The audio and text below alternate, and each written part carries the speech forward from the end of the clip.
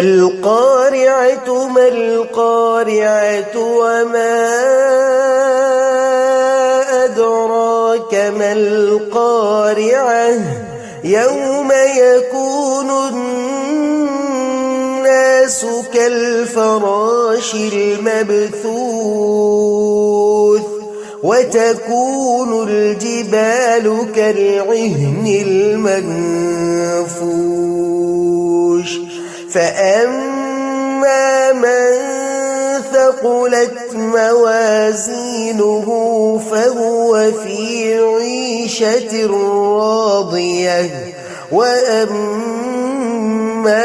من خفت موازينه فأمه هاوية وما